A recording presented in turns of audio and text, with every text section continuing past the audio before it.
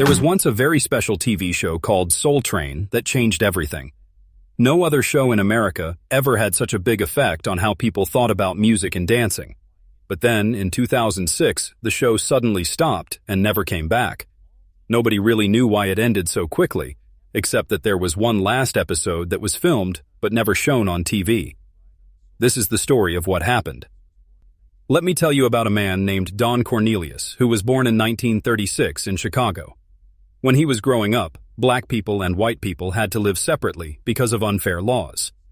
Before Don worked on TV, he had many different jobs like being a traffic cop and selling things to people.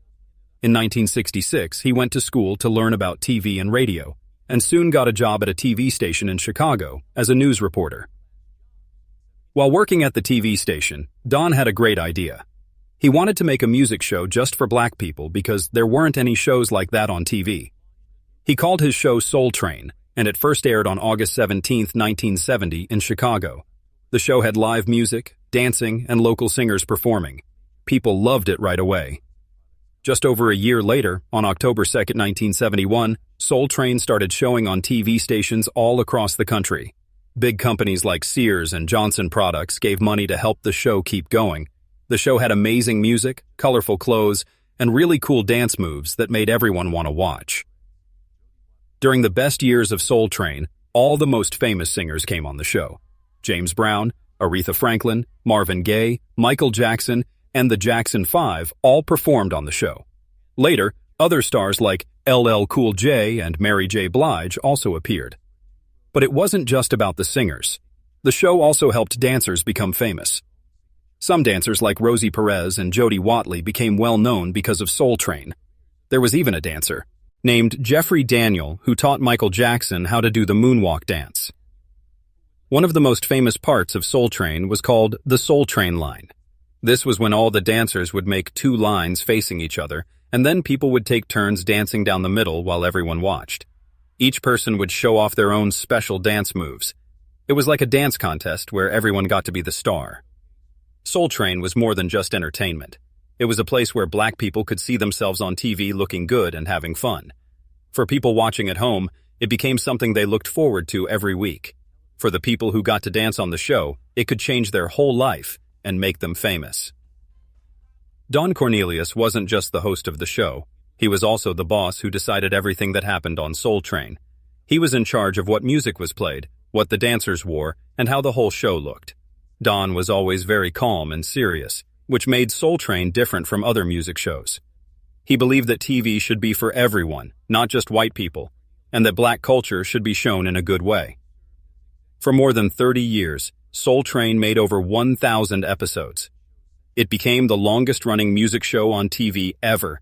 In the late 1970s and early 1980s, millions of people watched the show every week. Companies that sold makeup and clothes to black people loved to advertise on Soul Train because they knew so many people were watching. The show became so popular that they started having Soul Train awards, fashion shows, and selling Soul Train products. Don Cornelius became one of the most important people in black entertainment. In 1971, Life magazine said he was one of the 100 most important people in America. But when something becomes really famous, it also faces problems, and Soul Train was about to have some big troubles. Don Cornelius was very strict about his show. He controlled everything that went on TV, and even told the dancers how to dress and move.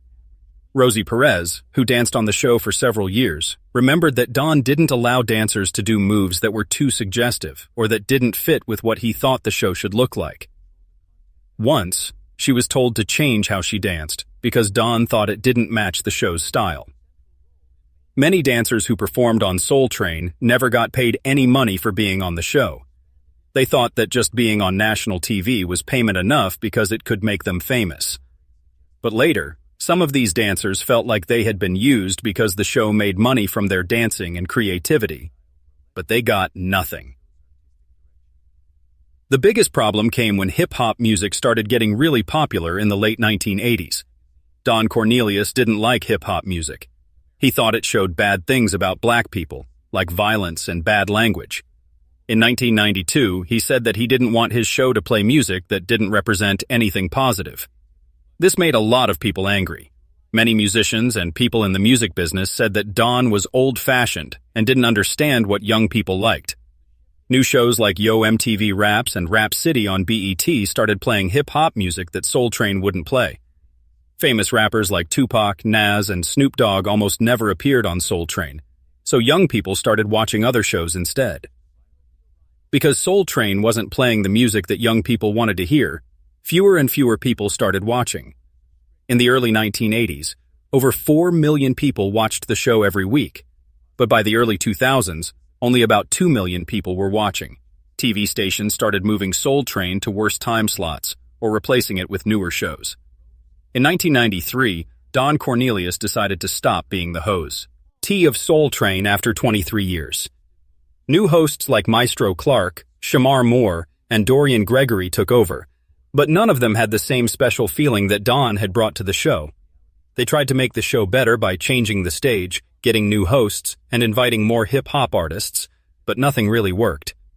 The show felt old and tired compared to newer music shows. Between 2003 and 2006, Soul Train started making fewer episodes each season, and many of the people who worked on the show quit or moved to other jobs.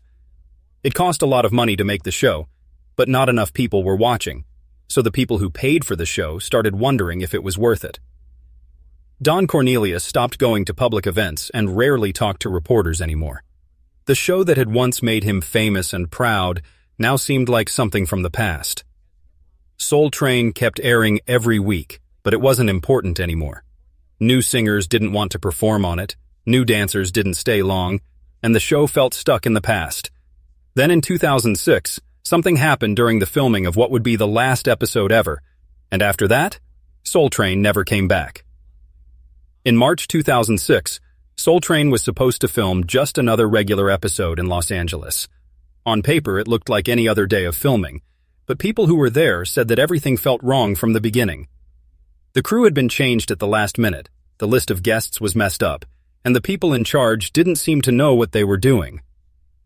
Some people said that Don Cornelius was backstage that day, even though he wasn't officially working on the show anymore.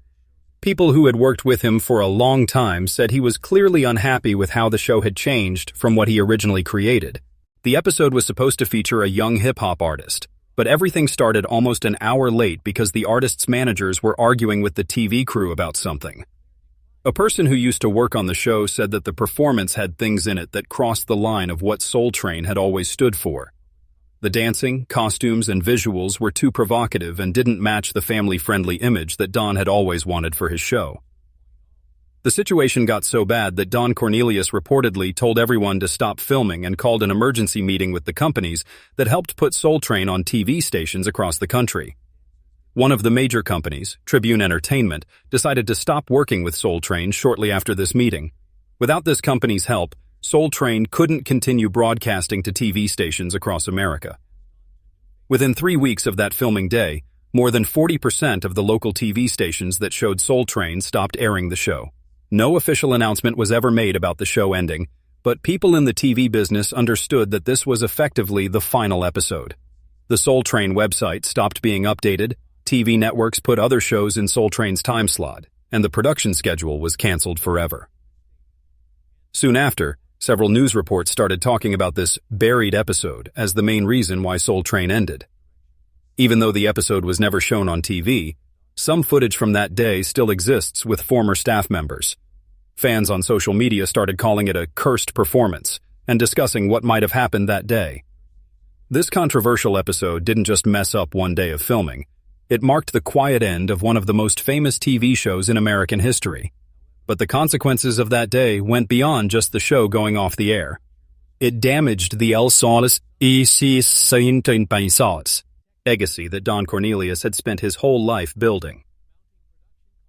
Right after Soul Train went off the air, the media stopped talking about it, and Don Cornelius refused to do any interviews about what happened. In 2007, he appeared on a local radio show just once and only said, "I think it went far enough." After that, he almost completely disappeared from public life. Many people believed he felt betrayed by the very system he had once controlled when other people took his show in a direction he no longer recognized. While the public remained confused about why the show ended, some former dancers and performers started sharing their thoughts. Rosie Perez called the show's sudden end an unnamed sadness. Dorian Gregory, who was the host during the final years, admitted that no one on the team had been told clearly what was happening. Many people only realized the show was over when the filming schedule disappeared from the computer system. Independent reporters started investigating what happened to Soul Train. A 2008 article in Vibe magazine said that Soul Train wasn't canceled because not enough people were watching it, but because the trust between the people making the show had fallen apart. The Soul Train Awards, which had been happening every year since 1987, continued but were separated from the original TV show. Even though Don Cornelius had created the awards, control was given to BET in 2009. The new award shows had a more modern style and rarely mentioned the golden years of the original show. This made longtime fans feel even sadder, as if an important part of pop culture had been erased without explanation. Meanwhile, old Soul Train episodes started appearing on the internet. People uploaded VHS recordings and performance clips from the 1970s and 1980s to YouTube, and these videos got millions of views.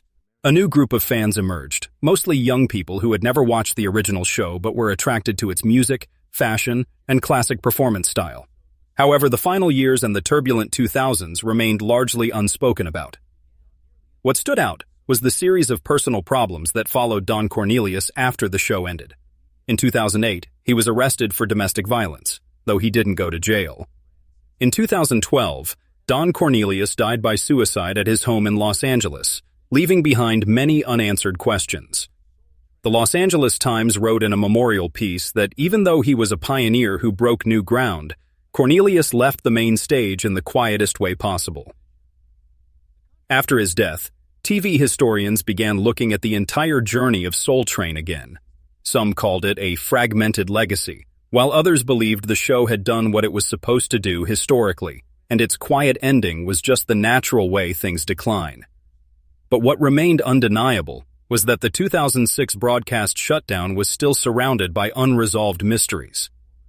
Some people called it the Soul Train curse, a phrase that was more symbolic than literal.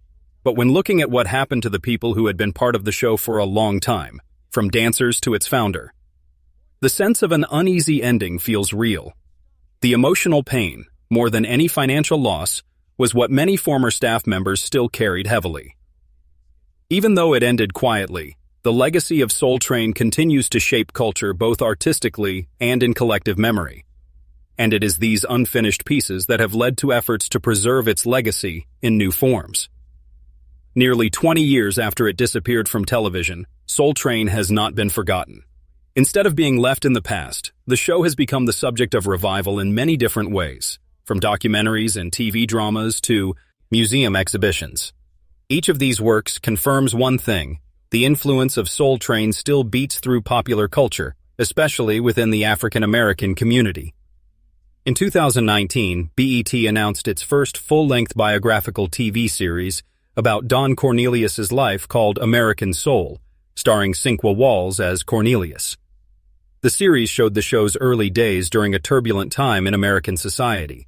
While some parts were dramatized, the show explored tensions that the general public had never known about, such as the internal fight to preserve black identity within a television industry controlled by white executives. Though it didn't directly address the fateful 2006 taping, American Soul captured the intense pressure behind the show's glamour. Museums and cultural exhibitions began including Soul Train in heritage collections. The Smithsonian National Museum of African American History and Culture now holds various artifacts from the show, including original costumes that were once seen on air. During scholarly discussions, researchers argued that Soul Train should be considered a cultural treasure worthy of preservation, much like Motown music or the social art movements of the 1960s and 1970s. YouTube became a place for collective memory. Thousands of performance videos, behind-the-scenes clips, and interview footage were reconstructed, some from personal archives, others from local TV stations that once aired the show. Audiences born after 2000, those who never experienced the show firsthand, have become a new generation of fans. They copy the choreography, recreate the fashion, and even host themed parties inspired by the Soul Train line. On social media, the hashtag Soul Train Challenge, went viral in 2021. Young artists like Lizzo, Anderson .Paak, and HER took part, posting videos of themselves dancing in the show's classic style. Some grow-ups even held costume competitions themed around the 1970s to honor the show. From a historical standpoint, many scholars are now calling for a complete restoration of the series from 1971 to 2006. A number of tapes, especially from the early years, have been digitally cleaned up and made available on streaming platforms. But the final seasons remain largely untouched. The last episode, taped in 2006, though never destroyed, has still never been released to the public. Many believe it will never be officially published due to legal and content problems. The legacy Don Cornelius left behind is no longer measured by the number of episodes that aired, but by how the show defined a concept. A music program not just for entertainment, but as a cultural statement. Soul Train was the first place where Black Americans saw themselves on national TV in their clothes, their dances, their music. It was a rare form of power, especially during an era still marked by racial separation in the early 1970s. The sudden silence of 2006 could not erase that. On the contrary, it turned Soul Train into an interrupted icon, and it is that incompleteness that fuels the public's desire for answers. What remains is more than performance footage. It is a shared memory for generations.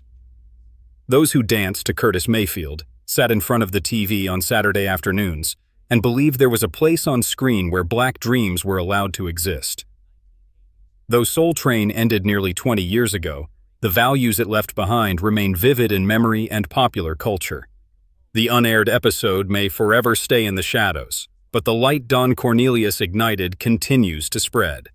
That light is not only the legacy of a television program, it is a statement of identity, voice, and presence for a once overlooked community. And sometimes what never aired is what history remembers most.